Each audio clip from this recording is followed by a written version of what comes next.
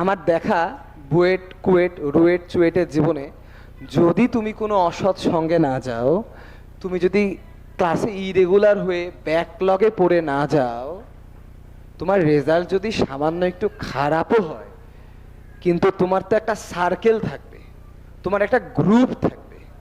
দেখবা যখন ফলাফলের সময় আসবে, যখন রেজাল্ট আউট হবে, যখন তোমরা বুয়েট থেকে রুয়েট থেকে কুয়েট থেকে চুয়েট থেকে পাশ করে বের হয়ে যাবা, অ্যাট দ্যাট মোমেন্ট তোমরা যদি গ্রুপ ধরে থাকো, তোমরা যদি একসাথে থাকো, আশা করা যায় সবাই ভালো ভালো জায়গায় চলে যাবে।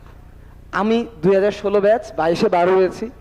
আমি আমার ব্যাচে আমার ডিপার্টমেন্টের কোনো ছাত্রছাত্রীকে দেখতে পাচ্ছি না যে সে অযথা ঘুরে বেড়াচ্ছে। আমার চোখে এখন পর্যন্ত আসলে পড়ে নাই। কারো রেজাল্ট খুবই ভালো, 4-এ 4ও আছে, আবার কারো রেজাল্ট অনেক খারাপ, 2.5-এর কাছাকাছিও আছে, কিন্তু খুব একটা খারাপ অবস্থায় নাই।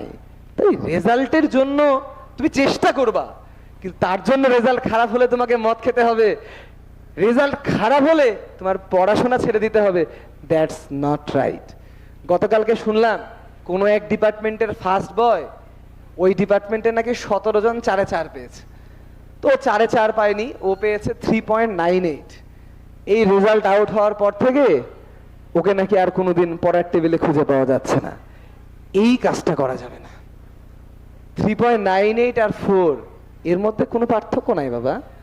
এই সামান্য একটু রেজাল্টের জন্য যদি তুমি পড়া ছেড়ে দাও, পরের সেমিস্টারে তোমার রেজাল্ট আসবে 2.2, ফেলও আসতে পারে, তখন তোমার রেজাল্টটা খারাপ হবে।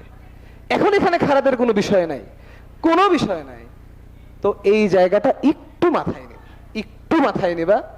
তোমাদের পাশে আছে আরিফ ফিজিক্স, লক্ষ্যে পৌঁছে দিতে স্বপ্ন সারথি, লক্ষ্যে পৌঁছে দিতে স্বপ্ন সারথি।